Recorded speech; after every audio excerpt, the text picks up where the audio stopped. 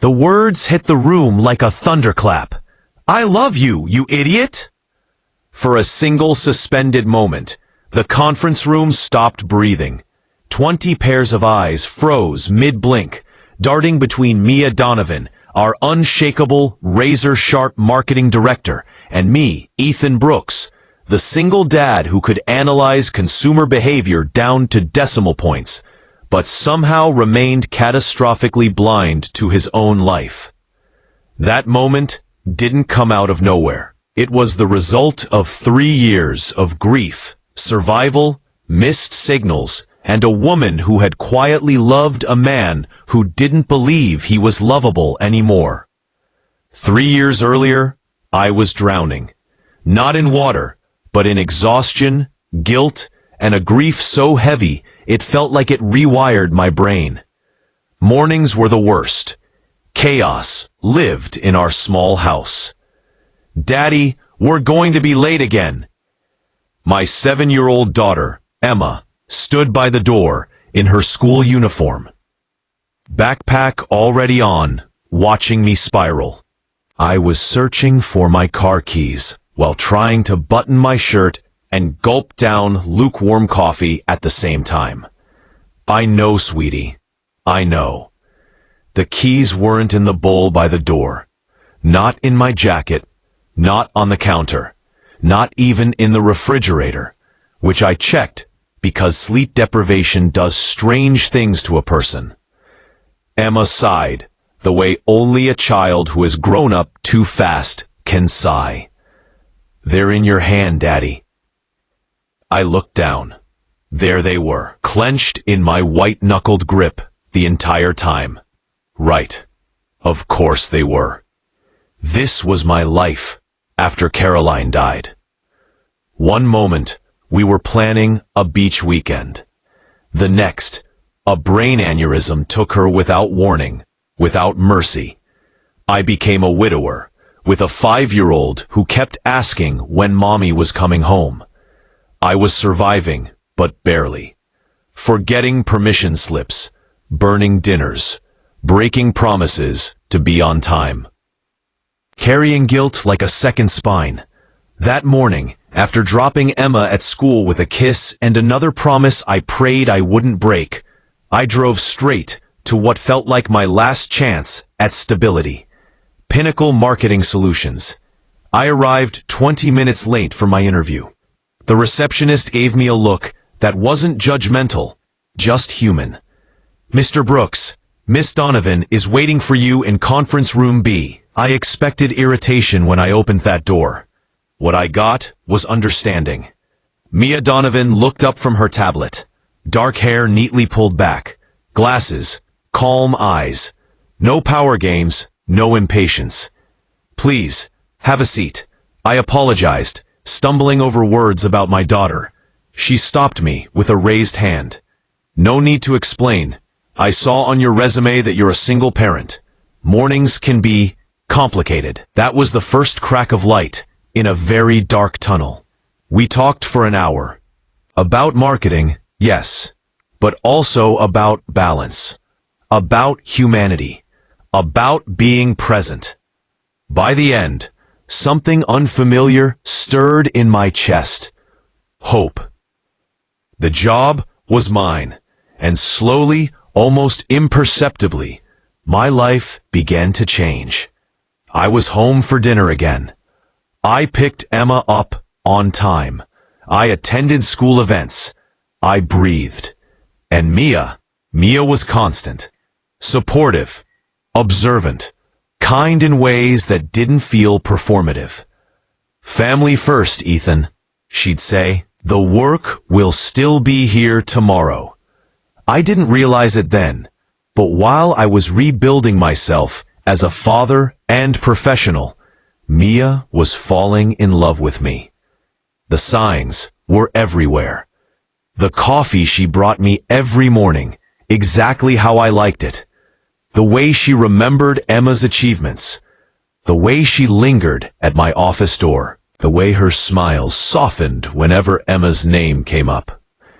"Emma made honor roll again," I mentioned casually one day. Mia's face lit up with pride that didn't make sense for a boss. She's incredible. You must be so proud. I am. She gets that from her mom. A shadow crossed Mia's face, gone almost instantly. You don't give yourself enough credit. Emma is lucky to have you. I missed that too. At her summer barbecue, she'd thought of everything for the kids. Pool toys, mocktails, joy. She looks like you know, she said, watching Emma laugh. Poor kid. No, she said seriously. It's a good smile, the kind that makes people feel safe. I should have seen it then. I didn't. When she asked if I'd ever consider dating again, I heard concern, not longing. When she said, sometimes the right person is already in your life, I heard philosophy, not confession. I was emotionally illiterate, even when she brought soup during the flu, even when flowers appeared on my desk on Valentine's Day, even when she nearly choked on her coffee as I wondered aloud who sent them. And then came the Hendrix pitch. Late nights, pressure, homemade pasta in an empty office. You're brilliant, Ethan. Something shifted that night. For a heartbeat, I almost saw her. Then life interrupted, as it always did. Time passed. I thrived professionally. Personally, I stayed frozen, still wearing my wedding ring, still living in a house full of memories I was afraid to disturb. Until one night, Emma shattered my denial with the brutal honesty only children possess. You smile, Daddy, but sometimes your eyes look sad, except when we're with Ms. Mia. That cracked something open. For the first time, I allowed myself to really look back, to reframe everything. And once you see something, you can't unsee it. The company retreat came at exactly the wrong, or right, time. By the lake, under a silver moon, Mia asked about Emma. About me. She listened the way people do when their heart is already involved. Emma thinks you like me, I said awkwardly, trying to laugh it off. Mia stopped walking. Do you think she's wrong? The question hung between us, heavy and fragile. I realized then how terrified I was, not of loving again, but of losing again, of opening a door I'd nailed shut for survival.